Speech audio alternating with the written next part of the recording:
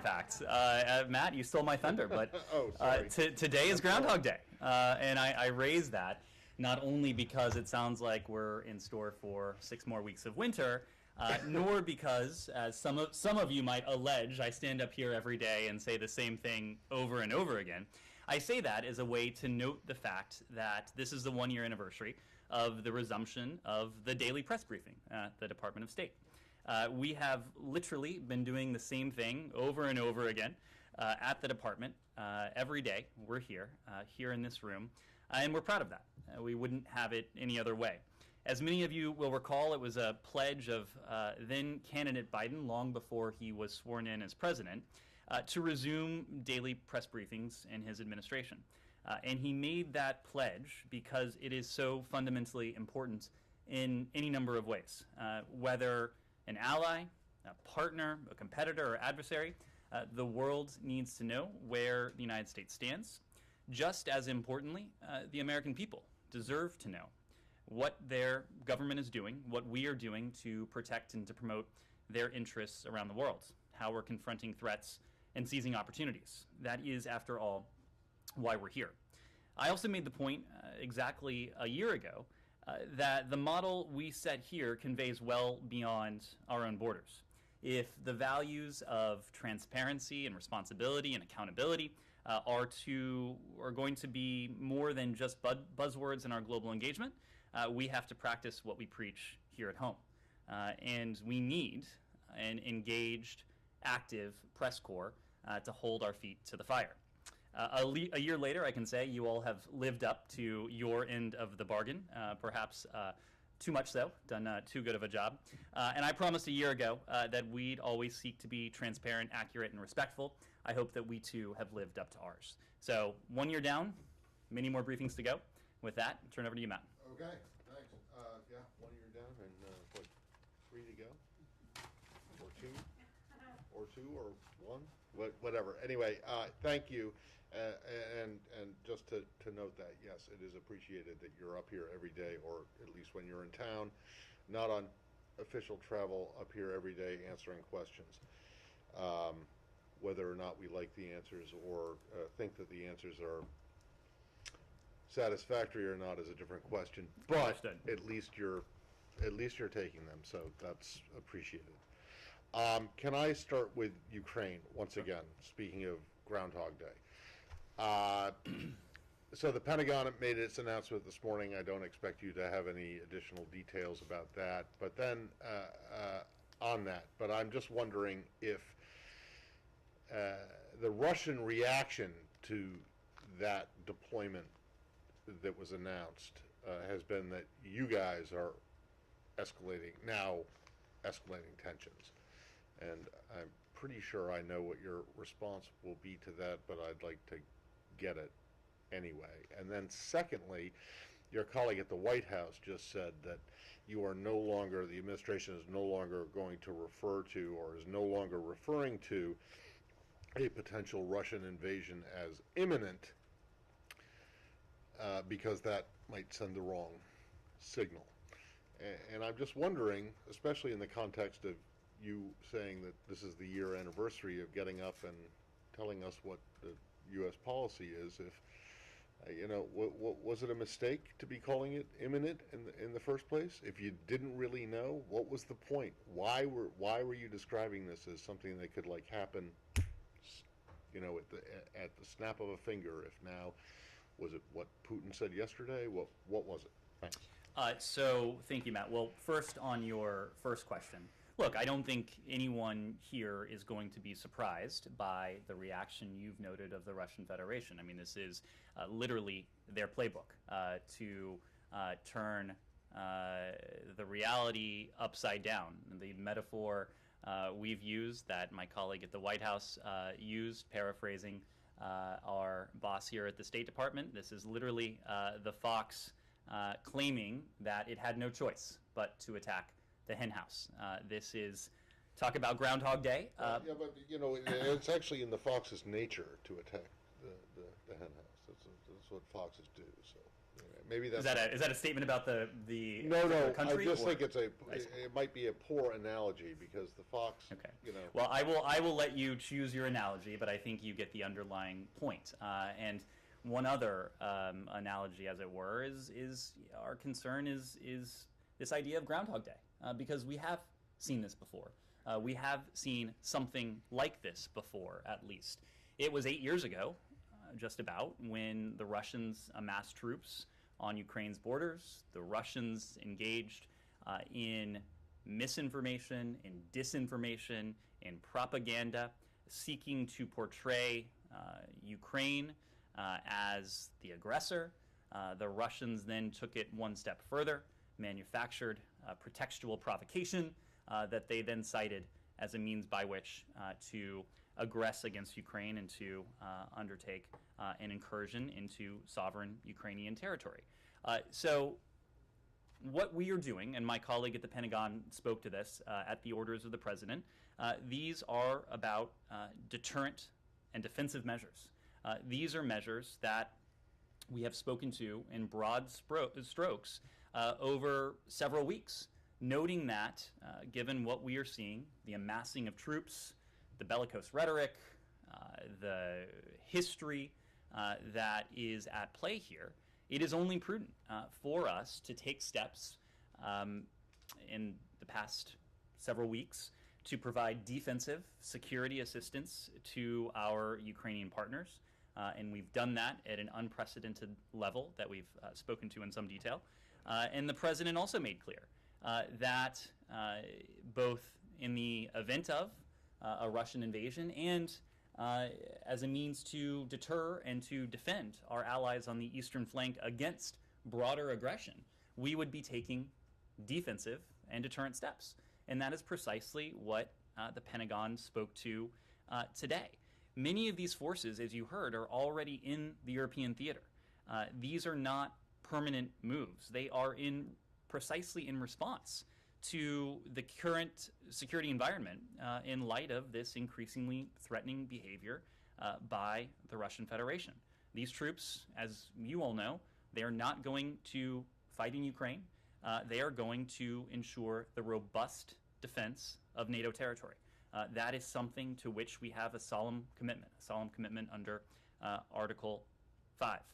This is just another unmistakable signal to the rest of the world, to any countries that would threaten that collective security, that collective defense of our NATO allies, that we are committed to the alliance, we're committed to our allies, we're committed to Article 5. When it comes to the second part of your question, what comes next, Matt, we've always been clear. There's only one person who knows what the Russians may have in store. We don't believe that individual who happens to be the president of the Russian Federation has made a decision one way or another. What has been our concern is what we have spoken to since November. These unusual movements of Russian troops, the massive buildup along the Ukrainian border, the inflow of Russian forces into what should be a sovereign, independent country of Belarus. All of these steps have positioned the Russians to be able to move quickly should they so choose. No one, I don't believe, has been encouraging panic. No one has been saying an invasion is a foregone conclusion. What we have been doing is speaking to our concern. It has been a growing level of concern as Moscow's aggressiveness and assertiveness has itself grown. But what we are doing is preparing for that. We are engaging in dialogue and diplomacy just as we pursue the path of defense and deterrence. So you have no, there were no concerns that you're getting people worked up for, not nothing, but getting people worked up and panicking. That's not why you're stepping away from the Imminence thing? Matt, what we've been doing for weeks now is far from seeking to sow panic. We have been seeking to explain our concern. You got a lot of people's attention by saying imminence, and we think that this. Well, is this is something that should have people's attention. We believe. I'm not saying it shouldn't, but you guys very deliberately used those words like this could happen, like, in the snap of a finger. And now it seems a little less. So I'm just wondering. I don't think you are going to hear us say this is off the table. I don't think you are going to hear us say this is a foregone conclusion. But you will hear us saying, and you have heard us say, that we are taking preparations for whichever path Vladimir Putin chooses. I get that, but I mean, is the decision not to describe this as imminent based on what President Putin said yesterday, or is it based on something else?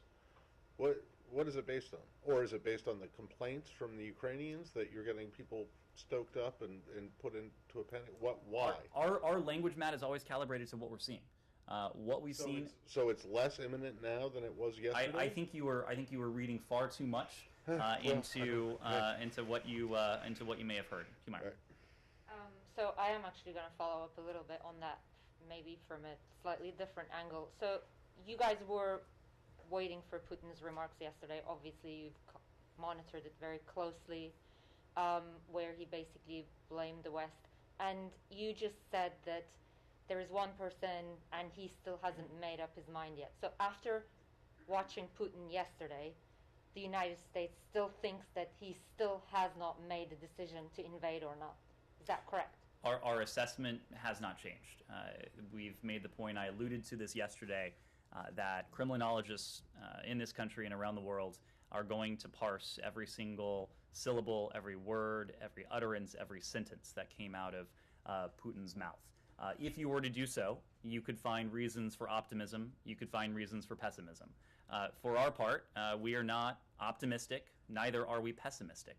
We're clear-eyed about the stakes. We're resolute in our determination to engage in diplomacy if we have a good faith partner on the other side, doing so in tandem with our partners and allies, just as we pursue simultaneously that path of defense and deterrence. So indulge me a little bit more. His comments were pretty defiant, and he accused the West of trying to lure him into war. You said we're not pessimistic, we're not optimistic. Watching that, did those comments make you a little bit more hopeful about the diplomatic path? I mean, you must have swung one way or the other. You can't be it cannot have happened right in the middle. I'm just not in a position to provide color commentary of the Russian president's remarks. Did you say that people are in this town are not parsing? So they are parsing every single word, syllable. That I assume that is the case. So we've gone back to the Soviet reviewing stand school of analysis. I assume you're probably in fact are speaking to some of these people. I know some of you in this room are. But look, Humayra, this is the point. There are people here to acknowledge who are watching very closely and listening very closely to what the Russians are saying. We are in the position of knowing something that was confirmed in the Secretary's call with Foreign Minister Lavrov yesterday, that the Russians are preparing a written response to our non-paper. That is a response that will be reviewed and presumably approved by President Putin. That is a response that we assume will convey in detail, in writing, in specific language, specifically where the Russians are, what they are willing to engage in, what for them seems like a viable path, what doors may be closed. It remains our hope, as Foreign Minister Lavrov seemed to indicate yesterday, that there will be an opportunity following the receipt of that Russian response for further diplomatic engagement. We don't yet know the form. We don't yet know the timing. What we do know is that any further diplomatic engagement, which we hope occurs, will be done for our part in the closest of coordination with partners and allies.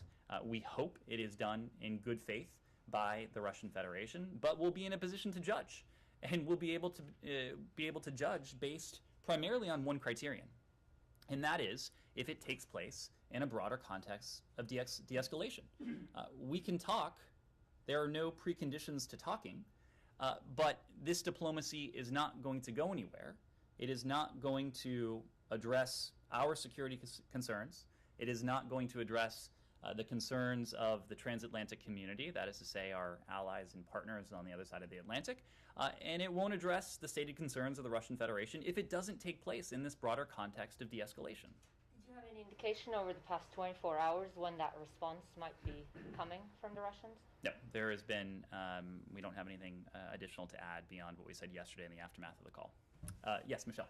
There are reports that Russian mercenaries are leaving Central African Republic. These are the Wagner mercenaries, and perhaps headed to Ukraine. I'm wondering if you can tell me anything about that. Is that something that you're seeing?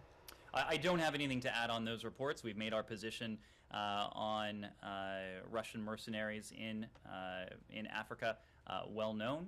These are forces that tend not to improve the security situation, and on the other hand, tend to leave countries less stable, poorer, more prone to violence.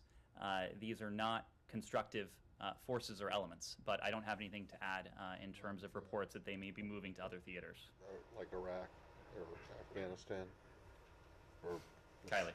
I'm just wondering how the lack of substantial progress on the diplomatic side impacted the decision today to send more U.S. troops to Europe.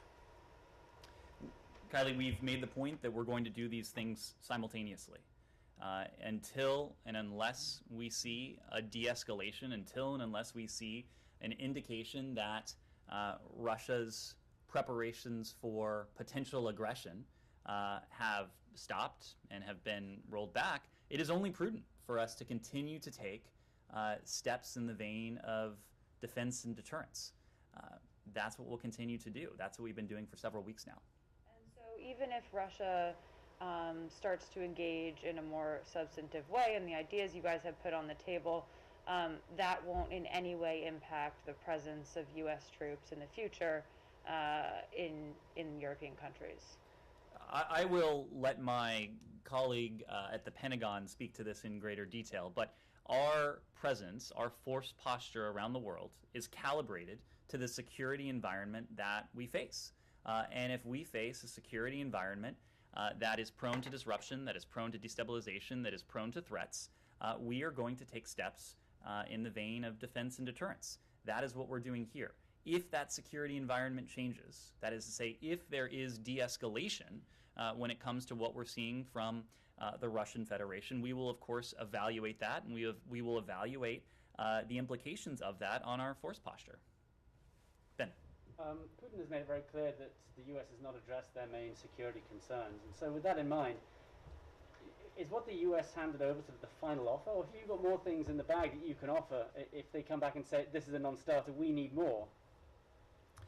So Ben, I think everyone in this room is probably in a better position to judge today than they were yesterday what it is exactly that we have conveyed to the Russian Federation. why is that? I will let you, that is your job to ask questions, this is my job to answer questions.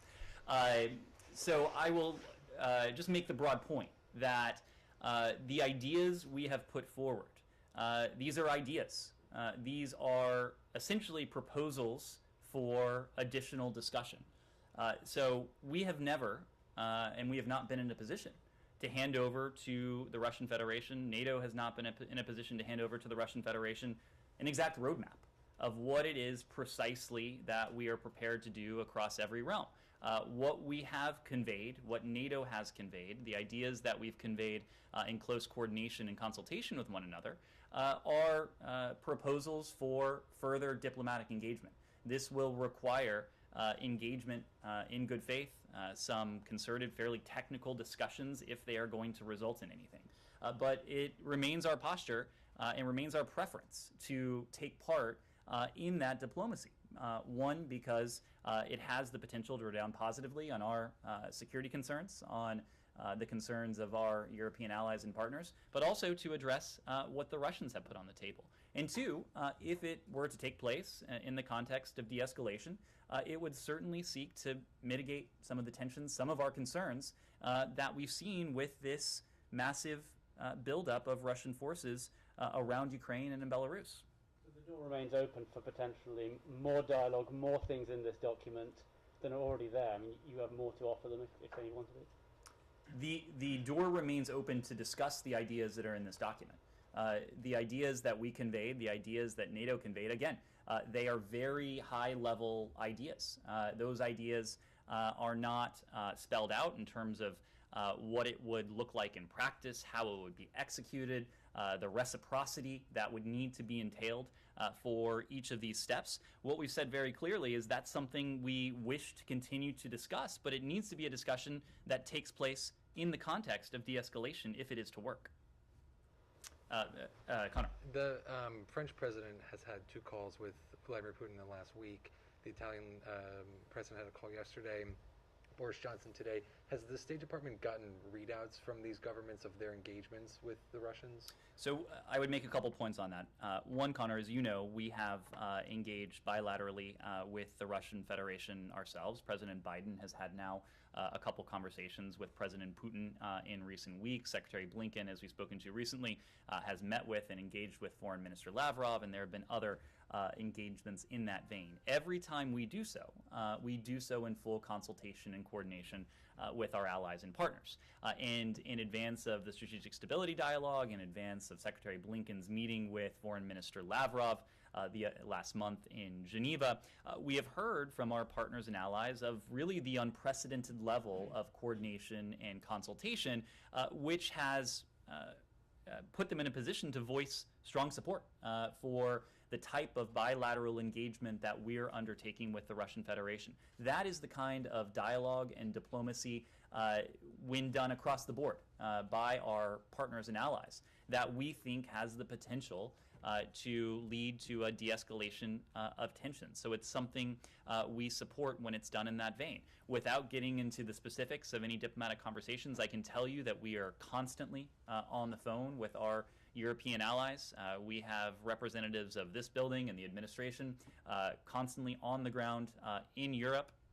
The Secretary just yesterday had an opportunity to speak to the NATO Secretary General, to the Chairman in Office of the OSCE, to Josep Borrell as well of the EU. So there is a constant sharing of feedback and dialogue, but just can't get into those specific conversations. You're not seeing the same kind of reciprocal basis from these European, like you're not seeing the same level of calls, or maybe they are taking place, you're not reading them out? We are reading out those calls that take place at the level of the Secretary, but there is a lot that goes on in this building and in this administration that we don't always issue a formal written readout for. So is there any concern that the President Biden hasn't spoken to President Putin in over a month, and he hasn't had a call with President Macron after his 2 calls in the last week? The president had an opportunity to speak to the French president not all that long ago. The secretary spoke to Foreign Minister Le Drian not all that long ago. We have a number of people. We have, fortunately for us, an entire bureau that engages on a day-to-day basis with their French counterparts. So we have excellent coordination with our French allies. On the 30,000 troops that may move into Belarus, is that still the assessment of the U.S. government? Has that changed at all given this debate around imminence? I don't believe there's been any change in that assessment. Before we leave Ukraine, can I Sure. extremely briefly? So Connor mentioned some of European, but what about Orban? Do you expect to hear anything from the Hungarians? Well, look, I'll leave it to the Hungarians to speak to. I don't want you to leave it to the Hungarians. I want to know if you, the United States, expects to hear from the Hungarians, your NATO ally, about the Prime Minister's meeting with President Putin. Don't leave it to the Hungarians to tell me whether you expect. What I can tell you, Matt, is that if the Secretary has an opportunity to speak to his Hungarian counterpart, I imagine you will hear about that. We are in regular dialogue with our Hungarian. Please leave the building by the nearest exit or exit stairway. And then just to get this on the record before we all get evacuated here, your Pentagon counterpart seemed to confirm this, but I just want to see if we can get the documents that were published by El País this morning are, in fact, the documents that you gave to the Russians last Wednesday, or not? Assuming we don't need to evacuate, I'm happy that was a false alarm. Happy to take this question. So what I would say on that question, Matt, is because they do seem to, what the contents of these documents seem to mirror identically what you guys have been saying in public. So if Ma- they're not legit, someone is a pretty good forger. What I'll say on this, Matt, is that we did not make these documents public, but now that they are, we can confirm what we have always said. We are united with our NATO allies in our resolve to engage in an open, constructive, serious set of diplomatic engagements. We have gone the extra mile to seek to find, to test the proposition that there is a diplomatic solution to this crisis. If Russia actually wants to negotiate a solution, as it claims, these documents, to go back to what I was discussing with Ben, make clear that there is a path forward to do so. Look, if the source of these documents, whoever that source may be, thought that by leaking them, that they would embarrass the United States, that they would drive a wedge between the United States and NATO, I think they will find that they were sorely mistaken in their effort to do so. What the world can now see is that the United States and our NATO allies are in extraordinarily close coordination, that the ideas we put forward are complementary, are symmetrical. You can probably deduce from the documents that they were closely coordinated with one another. Right. Can you just say in a simple declarative sentence that yes, these were the documents? Matt, because you've gone around, we did not make these documents public, but now that they are public, well, so can you just say yes or no? I have seen nothing to suggest these documents are not authentic. You talk about having coordinated with NATO allies in this document, and I just want to read a part of it. It says that you're prepared to discuss a transparency mechanism to confirm the absence of Tomahawk cruise missiles. Then it goes on to say we must consult with NATO allies on this issue. Mm-hmm. So is that something you had not discussed with NATO allies in advance, or you had? Well, to be clear, NATO allies saw our response in advance. We sought their feedback. We incorporated their feedback into the document before we provided it to the Russian Federation. I think the passage you're alluding to speaks to the phase of implementation and how we might operationalize something like this. And this goes back to the discussion you and I were having just a second ago. These were broad proposals. These were ideas that would need to be fleshed out in some detail, including in some technical detail, if they were to be set in motion. So if that is something that the Russian Federation would be interested in pursuing on a reciprocal basis with the United States, it is something that we are willing to discuss. And if we were to get to a stage where it would be operationalized, that is something we would consult very closely with our NATO allies on. Who haven't we called on? Yes, sir. Paul from AFP. Yes. Thanks. A couple questions. One going back to Imminent.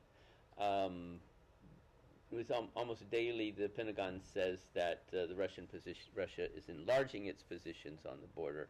That suggests the threat is growing. So is the threat not more imminent? Or is there some reason that the word imminent is dropped that changed that picture? Well, for some time now, Paul, our concern has been that the Russian Federation is in a position to be able to move quickly if it made the decision to do so. With the amassing of forces along Ukraine's borders, with the dispatch of troops and forces into Belarus, the Russian Federation has, for some time now, been in a position to move in a very dangerous and destabilizing way if that decision were made. Okay. Then after these calls with President Putin and discussions, is it possible?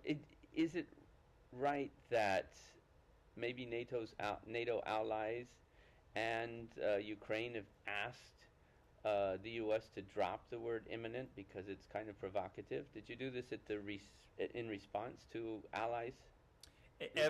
Everything we have done has been in the vein of defense and deterrence, if not diplomacy and dialogue. Our rhetoric, as opposed to what we are hearing from the other side of the Atlantic, far on the other side of the Atlantic, has been in the vein of defense and deterrence, diplomacy and dialogue. We have not sought to do anything, whether it is in terms of our actions or our rhetoric to ratchet up tensions, and actually to the contrary. But We after have sought after speaking with Putin, these talks with Putin by NATO allies, this comes. Is this in response to requests from allies to tone it down? We coordinate with our allies and partners on a daily basis on everything from our actions to our rhetoric. I don't have anything to add to that, but we have simply been describing in accurate terms what it is we are seeing and the steps that we have been taking in response to that on a defensive and deterrent basis. Okay, one other Yep. thing. Can I? Is that from what I understood, you said before the ball is in Russia's park in terms of responding to the letters from the West, and you said it has to go to President Putin to respond. Given the discussions that NATO allies have had with Putin and that he's going to Beijing, what do you think hearing that he might respond after he goes to Beijing? Within a day, within 2 days? When's the next move going to happen? So just to be clear, I was relaying what we had heard from the Russian Federation.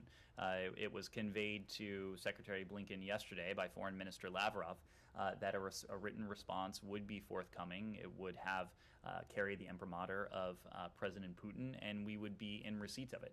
We didn't receive a time frame, but when the Russians are ready and prepared to send it over, we'll be ready and prepared to evaluate it. Will.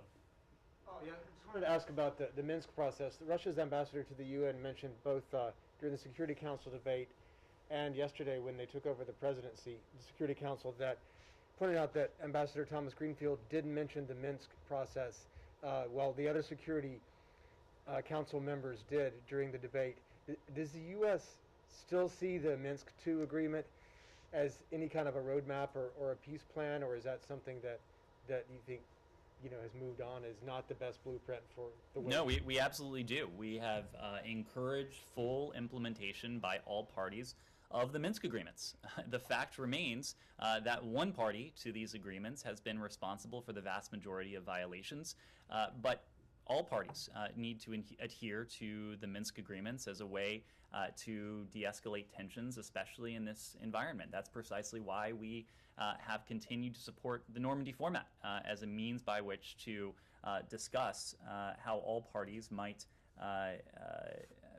be in a position to fully adhere to the agreements. Quick one on sanctions. The U.S. has talked about massive sanctions and sanctions that would start at the top and go down, but don't you have to calibrate the sanctions to some degree? There's debate in Congress, there's debate among allies about whether the most severe financial sanctions, cutting off, the top Russian banks or the entire Russian financial system, would be something that it would make sense to use even at the beginning.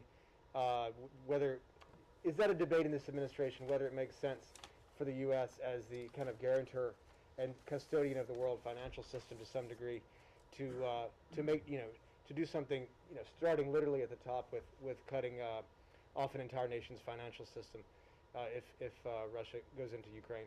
Well, if you're talking about an invasion, we have been very clear that any renewed invasion would be met with a swift, severe, and united response from the United States and our allies. We have made no bones about that, neither have our allies and partners, including in the formal statements that have emanated from the European Commission, from NATO, from the G7, and from countries on a bilateral basis. The point we have made is that the stakes here and the precedent here could not be more important because we are talking about were the Russians to invade Ukraine, an assault on the core principles that for some 70 years have undergirded the rules-based international order, the rules-based international order that has enabled unprecedented levels of stability, security, and prosperity, not only in Europe but around the world. So the fact is that not only are we in a position to enact these swift, severe sanctions, we are ready to, given the stakes of the matter. And yes, you've heard from my colleagues that these sanctions and economic measures would be different from ones the United States government has levied in the past and on a couple levels. In terms of their scope, in terms of their strength, these would be measures that the United States intentionally did not pursue in 2014, but also in the way they're implemented, because they would start at the top of the escalatory ladder, as we would need to send a very strong signal to Russia and countries around the world that might seek to undermine the rules-based international order, that this is something that the United States and our allies and partners around the world would not countenance. Do you want Congress to tell you what's the top and where to start with the financial sanctions, or does this administration prefer to calibrate its response, to avoid collateral damage? We prefer to continue collaborating and coordinating with Congress very closely, because one of the most important things we can do, and one of the most important things we have done, is to send a message to the Russian Federation that the United States is solidly against and would stand against what Vladimir Putin might have in mind. The United States is united, regardless of political party, regardless of political stripes, and we've seen that message be conveyed. There have been bipartisan congressional delegations that have gone to Ukraine. We have seen bipartisan members of Congress, House and the Senate, speak out very clearly and forcefully, supporting what the administration is doing, but also echoing the admonitions that any Russian invasion of Ukraine would be met with a strong, swift, and united response. Follow up quickly on the Minsk agreement thing. You said again that you want full implementation, but Alexei Danilov, Ukraine's security chief, said yesterday in an interview with the Associated Press that fulfilling those obligations, that fulfilling the Minsk agreements, would mean destruction for Ukraine, and he said it was impossible for them to do so. Do you have any response to that? Why is he wrong that it would destroy the country? The Minsk agreements, and we've heard this from Ukrainian leaders as well, they do provide a blueprint that would serve to de-escalate tensions. The fact is that one party is primarily responsible for most of the violations, and that's the Russian Federation. But the Minsk agreements as a whole were negotiated in good faith. They were signed onto by the parties, and we continue to believe, along with our European allies and our Ukrainian partners, that they do provide tensions. Yes? Kim Dozier. I wanted to change subject for a minute. So I understand the Senate Foreign Relations Committee is holding a classified hearing today on Afghanistan. So I wanted to give you a chance to give us an update on Afghan evacuees. Not just the American citizens, legal permanent residents, and those who've already had approved SIV applications, but the would-be evacuees are still stuck inside Afghanistan, who can't start their P1 or P2 process until they physically leave the country. I've spoken to a number of volunteer groups. They've manifested entire plane loads of people, but they can't find third countries willing to take those people. And those third countries, according to diplomatic go-betweens, have said the State Department has actively discouraged them from taking these Afghans. So I want to hear your take on that, and do you encourage other countries to allow these people in so that they can be processed? So, Kim, first, to take a step back, you heard from us during the course of the U.S. government evacuation prior to August 31st and the end of the U.S. military mission that our commitment to American citizens who chose to remain behind or who were not able to leave at that time, to lawful permanent residents, to Afghans to whom we have a special commitment, would be enduring. And I think over the past several months, you have seen us make good on that pledge. When it comes to U.S. citizens and lawful permanent residents, we have directly relocated nearly 1,000. And that's all great news, but I'm still talking to groups who have thousands of people manifested who've gone through the preliminary State Department okay, that they didn't have any red flags, and they can't move them off the X still. And they say when they reach out to the State Department, they get silence. Kim, I think what you may be hearing, first of all, to be very clear, we are in many different ways supporting the Afghan people. We are supporting the Afghan people and their humanitarian needs, and we have continued to lead the world in doing so. That's great, but that's not getting P1 and P2 people out to start their applications going. That's right, and what I can say is that it is an environment in which the U.S. government is not in a position to operate. We don't have an on-the-ground presence, so we are not in a position to undertake the same sort of operations that we were doing prior to August 31st. As you know, we have an entire office here, the so-called CARE team, whose mission it is to work with a number of stakeholders, including private groups, working with them, doing all we can to support their efforts, working in turn with third countries, many of whom, and more than 24 of whom during the evacuation and the weeks after showed extraordinary generosity in hosting Afghans, and many of these countries are still hosting Afghans who were relocated. That is something we continue to support.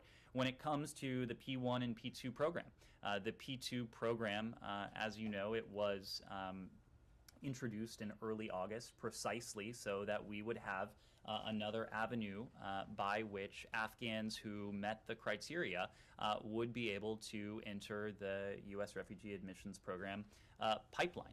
It was a complement to the traditional P1 program that has been longstanding. It is also the case, Kim, for a number of reasons, that these programs we have always known would be useful, would be complementary to our broader efforts, but these are programs that this administration has had essentially to build up from, not quite from scratch, but programs that were decimated over the past 4 years. You've eloquently explained the backlog and that these are things that have just started.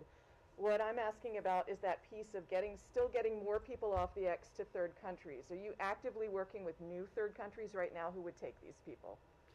We are actively working with a number of countries in the region, in the Middle East, around the world, as we have been.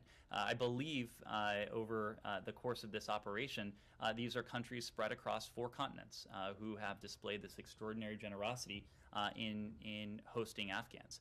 There are many pieces to this equation. Part of it is impressing upon the Taliban the imperative that they live up to the right of free passage. Part of it is the operational component, ensuring that there is a means by which, usually by air, for individuals to depart Afghanistan if they so choose. There's the charter element that goes along with that. There's a long-standing effort that some of our partners are working on with the Taliban to get Kabul International Airport stood up to regularize the flow of civilian aircraft in and out of Kabul. There is the refugee pipeline. There's a third country pipeline. So yes, there are many pieces to this, and it is impossible to say that one piece is the weak link. We're working on all of them. We're working on all of them because we have a commitment to American citizens, to lawful permanent residents, to Afghans to whom we have a special commitment, Afghans who primarily have worked for us over the years, but also we do have these so-called P1 and P2 programs as part of the U.S. Refugee Admissions Program that this administration has prioritized. In the case of the P2 program, it's a program that we specifically stood up, knowing the needs of the Afghan people. I say all of that not wanting to discount what it is that we are doing as the world's humanitarian leader for Afghanistan to support those many Afghans, millions of Afghans, who remain in Afghanistan and who are in need of nutrition, in need of shelter, in need of the provision of health care and other basic human needs. Those Afghans are Afghans who are also benefiting from the generosity of the American people, but who are also benefiting from our leadership on the world stage, encouraging countries around the world to raise their ambition when it comes to humanitarian donations, when it comes to what they are doing on behalf of the Afghan people on a financial basis, but also on a political basis, to make very clear to the Taliban that there needs to be unhindered humanitarian aid and access, that they need to respect the basic human rights of the Afghan people, and they also need to respect the commitment they have made, to your point, to allow safe passage and freedom of movement for Afghans who do wish to leave the country. And of course, you did get women partially back to school today? This is something that we have been pressing for. I know that there have been various statements made by the Taliban. What we'll be watching for are the actions and the follow-through when it comes to the rights of women, the human rights of Afghanistan's women, girls, its minorities. It's something that we have prioritized to a great degree. I know that our special representative for Afghanistan, Tom West, in every engagement he has had with the Taliban, has raised this question of human rights, and specifically the rights of women and girls. We have a senior official here in our Office of Global Women's Issues, Rina Amiri, whose sole job it is to focus on the human rights of Afghanistan's women and girls. As you know, she was recently in Oslo with Tom West, where this was a core point of discussion with the Taliban. The Taliban are under no illusions about the priority we attach to this issue, the priority we have attached and we will attach going forward. Yes? Also newspaper. Your colleague at the Pentagon announced some military support to the UAE in response to the recent Houthi attacks. What can the State Department politically offer, since the President Biden promised to hold the Houthis accountable? And I have another question, but after your answer. What kind of security assistance can we offer? The military support. As you have heard from my colleague at the Pentagon, we have spoken in recent days to our partnership with our Gulf partners, two of whom, the UAE and Saudi Arabia, who have recently come under attack from these Houthi terrorist attacks. These cross-border attacks, the missile attacks that we have seen, these are operations that we have condemned in the strongest terms. We know that our partners have been able to deter and to prevent some of these attacks, including by calling on some of the technology and supplies that the United States has provided to them. In the case of Saudi Arabia, we understand that our Saudi partners are now in a position to prevent about 90% of these incoming projectiles.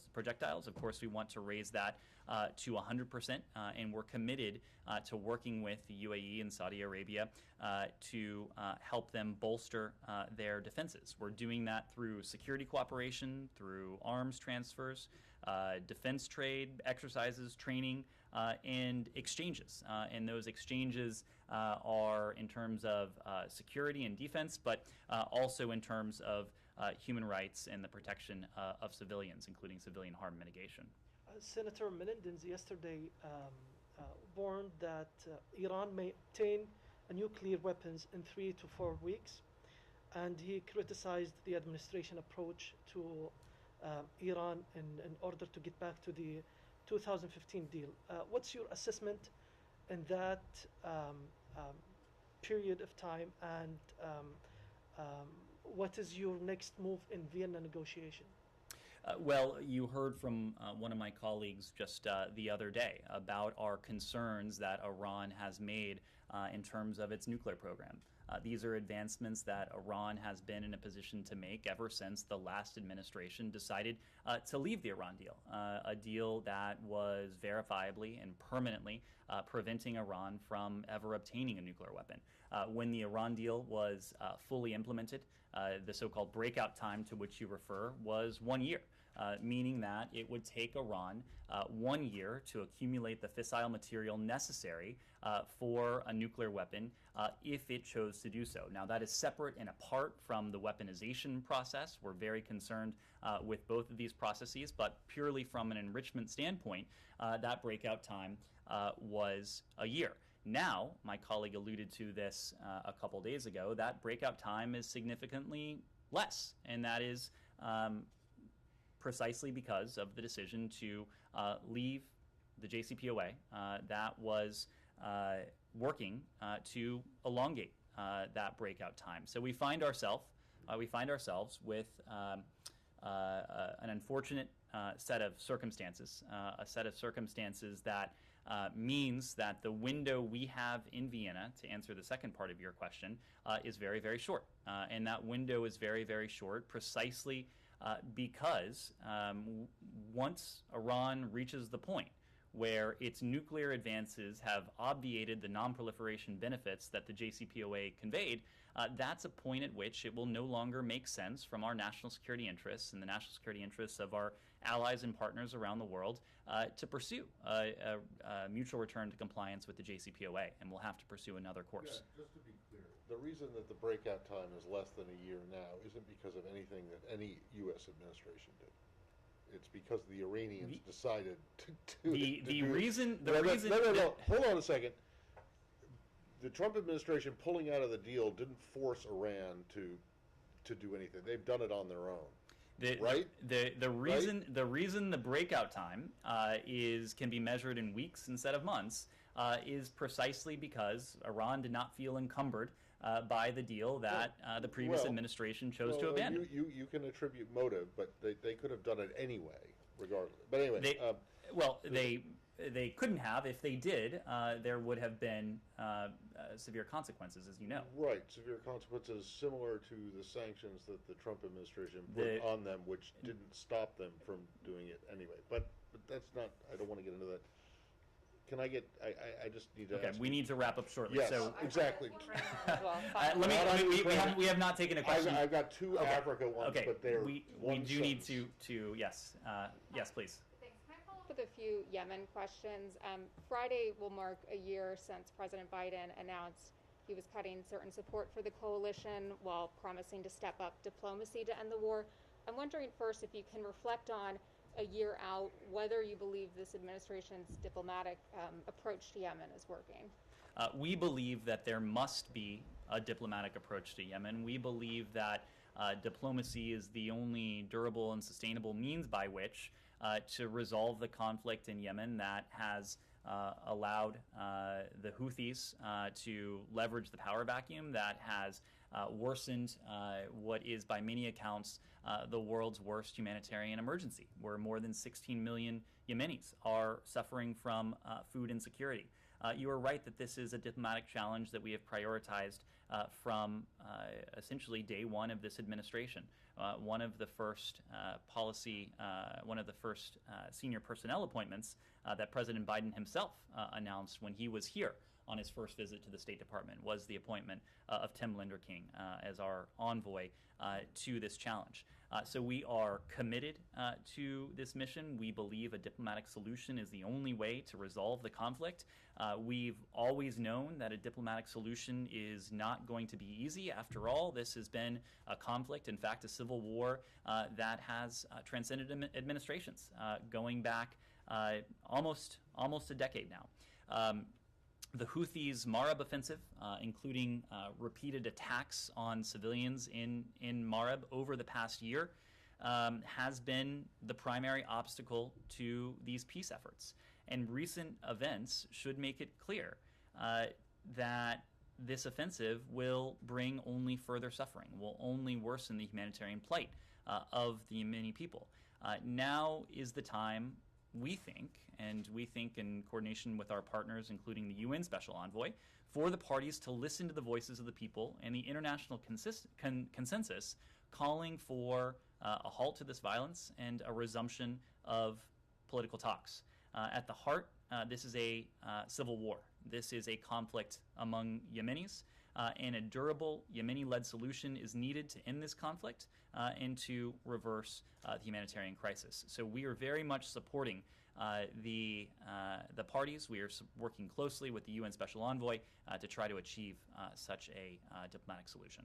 And then just a quick follow-up. Can you say whether the U.S. has made a decision on redesignating the Houthis, and can you speak to whether sanctions imposed this year on individual Houthi leaders have been at all effective in creating leverage or deterring the group? So you heard from the president last month now that this is a decision that is under review in terms of the FTO designation of the Ansarallah movement as a whole. But what I will say is that we will not relent in designating Houthi leaders and entities involved in military offensives that are threatening civilians and regional stability, perpetuating the conflict, committing human rights abuses or violating international humanitarian law, exacerbating the humanitarian crisis, or seeking to profit from the suffering of the Yemeni people. We've taken a number of such actions, including in recent weeks and months alone, and I suspect we will be in a position to take additional action given the reprehensible attacks that we've seen emanate from Yemen, from the Houthis in recent days and weeks. Connor. Quickly follow up on Yemen. You've condemned those attacks from the Houthis. You've condemned their Marib offensive. Would you take this occasion to condemn the Saudi coalition strikes in the last week and a half, including the one that appeared to take out Yemen's internet connection, the other that killed scores of Yemenis in a prison, including several migrants? Connor, we issued a statement in the Secretary's name on this just several days ago, and we made a point that the escalation in violence, including the attacks that have emanated from the Houthis and the deaths of potentially civilians and non-combatants, it is something that we are deeply concerned about. Concerned though, but you've condemned specifically these things from the Houthis. Do you condemn these kinds of Well, airstrikes? I think you have to distinguish them. One is an intentional effort to target civilians and civilian infrastructure in a third country. Another is an effort to take on a threat that our Emirati and Saudi partners face from the Houthis. So I think you have to distinguish these on an analytic level. But in our engagement with our partners, we continue to stress the need to prevent civilian harm, the need to protect civilian life. In these operations, we've also taken steps to end our support for our offensive support to the coalition, but we continue to engage our partners on this. That phrase, though, deliberately targeting civilian infrastructure, could equally be applied to the airstrike that took out Yemen's internet connection. Connor, we have had these discussions with our partners. They know the importance we attach to the protection of civilian life, the protection of civilian infrastructure, but I think you have to distinguish between terrorist attacks and operations seeking to dismantle threats to Saudi and Emirati security. Just to super quickly go back to Ukraine, because Connor's question made me remember about Turkish President Erdogan is going to Ukraine tomorrow. Do you guys find that useful?